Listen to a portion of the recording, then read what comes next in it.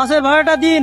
কি ব্যাপার? আমার ব্যাগটা কোথায় গেল? ব্যাগ আবার কোথায় যাবে? সিটের নিচে পড়ে যায়নি তো? না না, নিচে পড়েনি, এখানেই তো ছিল। ম্যাডাম, এটা গ্রাম না কলকাতা শহর, এখানে সচেতন না দেখলে না সবকিছু হারিয়ে যাবে, টেরও পাবেন না।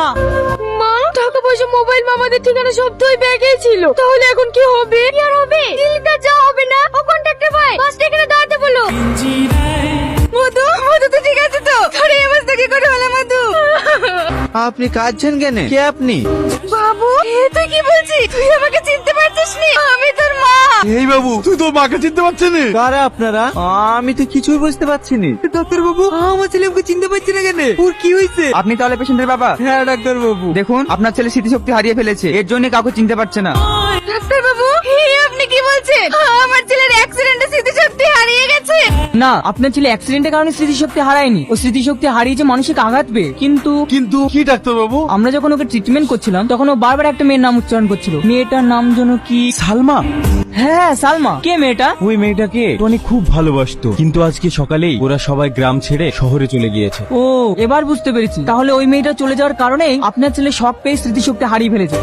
ডাক্তার বাবু, এর কোনো উপায় নাই? উপায় একটাই, ওই মেয়েটিকে যেভাবেই হোক আপনার ছেলের কাছে ফিরিয়ে নিয়ে আসতে হবে। কিন্তু ডাক্তার বাবু, ওরা কোথায় গেছে না গেছে আমি তো কিছু জানিনি, তাহলে ফিরিয়ে আনবো কিভাবে? এটা ছাড়া কি অন্য কোনো উপায় নেই? হ্যাঁ আছে, ওর প্রেমিকাকে ভোলানোর জন্য আপনার ছেলের বিয়ে দিয়ে দিন, যে সবসময় আপনার ছেলের সেবা যত্ন নেবে, তাহলে হয়তো আপনার ছেলে ঠিক হতে পারে। ডাক্তার তো বলে গেল বিদিয়ার কথা, কিন্তু এই অবস্থা আমার ছেলেকে বিয়ে বা কি করবে? শাকিল, আমার ছেলেটাকে বাঁচাও বাপ, যে করে হোক ওই মেয়েটাকে নিয়ে এসো। কান্না করেন না আন্টি, আমার মনে হয় ওরা দিল্লিতে গিয়েছে। দিল্লি যাক আর মুম্বাই যাক, তুমি ওই মেয়েটাকে খুঁজে নিয়ে এসো, যত খরচা হবে আমি দেবো। ঠিক আছে, আপনি চিন্তা করবেন না, আমি আজকেই বেরিয়ে যাব। শোনো, খাবার বলছি আমি খাবো না। বাবু, কি গো, কাজ জোগানে? বাবু কই? বাবু কিছু খায়নি? আজকেও খাবার খাইনি গো, খাবার ছুঁড়ে ফেলে দিল। আমার বাবু কি আর আগের মতো ঠিক হবে না? দেখো ভাই, ডাক্তার যেটা বলেছে সেটা করাই উচিত, ভাগ্নের বিয়ে দিয়ে দাও। তুই কি পাগল হয়ে গেছিস নাকি? মেয়ে কোথায় পাবো? আর এই পরিস্থিতিতে বিয়ে বা কে দেবে? বিয়ে না করো, কোনো মেয়ে টনির বউয়ের অভিনয় তো করতে পারে। আরে এরকম মেয়ে কোথায় পাওয়া যাবে? আরে ভাই, এই দিনে টাকা দিলে বাঘের দুধও পাওয়া যায়, আর সামান্য অভিনয় করে লেগে একটা মেয়ে পাওয়া যাবে না? ঠিক আছে, দেখ একটা মেয়ে আনতে পারিস কিনা। ঠিক আছে ভাই, তুমি কোনো চিন্তা করো না, আমি কালকের মধ্যে একটা মেয়ে নিয়ে আসছি। এই, তুই মন খারাপ করে বসে কেন? চ খেয়ে লিগা।